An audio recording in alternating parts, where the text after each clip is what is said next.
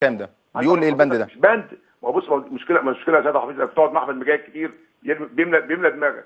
مين ده؟ انا اقسم بالله ما قعدت مع احمد مجاهد ده في حياتي. استنى بس اقسم بالله، استنى بس يا حاج محمود، اقسم بالله لا قعدت مع احمد.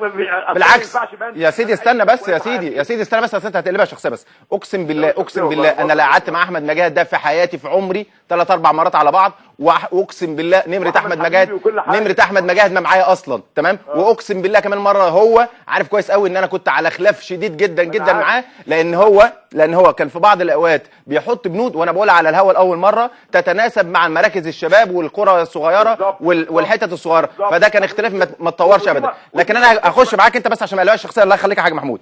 انت وانت بتحكي وبتسرد، لا فرق شاسع. قول لي الفرق. انا اقول لك الفرق ايه.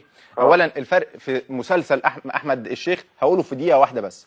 مسلسل احمد الشيخ انت بعت للانديه وقلت لهم لا يعتد بالعقود القديمه، لازم عقود جديده، وبناء عليه جده راح مرجع عقده مع الاهلي ومضى عقد جديد، وليد سليمان راح مرجع عقده مع الاهلي ومضى عقد جديد. ده واحد. اتنين ان انت جيت في نادي ثاني غير عقوده.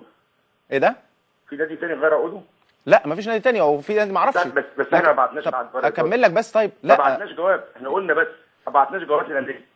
طيب اكمل دي يا حاج محمود، وبرضه يعني في نص دقيقه. الحاجه بتاعت احمد الشيخ مضى بتاريخ 30/7 اللي مكتوب، رغم ان انت جيت قلت يعني في كل اللقاءات التلفزيونيه كلمه وممكن يبقى فيها عكسها، وانا عرضت لك شويه عشان ابقى امين معاك، يعني الكلمه وعكسها. قلت ان احمد الشيخ قال ان انا وقعت الناديين ووقفت عند ده، في حين ان احمد الشيخ قال لك انا وقعت للنادي الزمالك فعلا بدون علم النادي بتاعي، النادي ناصر المقصه. فانت ما كملتش الاعتراف بتاع احمد الشيخ، انت خدت نص الكلام ولا تقربوا الصلاه. لكن ما خدتش كده. اتفضل. هو اقراره بالتوقيع وخلاص، يعني ده بالعكس. طب ما النص الثاني برضو مش موجود في اللائحه عندك، ان اللي يوقع بدون علم ناديه النادي اللي وقع معاه يتعاقب، ده مش موجود في اللائحه برضو يا سيدي. ماشي ما كانش موجود في اللائحه برضو ايام احمد مجاهد، ما حطوش في اللائحه، ما حطش عقوبه للنادي، والله ما حط عقوبه. احمد مجاهد ما كانش حاطط عقوبه للنادي؟ والله هاته. والله ما كان حاطط عقوبه للنادي. لا انت بص بقى، اللي انت بتقول انا مصدقك، بتحلف مصدقك. هجيب لك اللائحه يا ريت هاتها. ده كده تبقى كارثه مش لائحه. اللي بنعمل قاعده بقى يبقى قاعده بقى. لا دي ورقه جورنال كده، ده مش لائحه، دي ورقه جورنال حضرتك. تقعد معايا واجيب لك هبعتها لك حالا اهو. لا هاتها بقى، هاتها. واقتراح اللي حضرتك بقى اقتراح تنورنا هنا في حلقه، لان انا سميتها لجنه تعذيب اللاعبين، لان ده انا جاي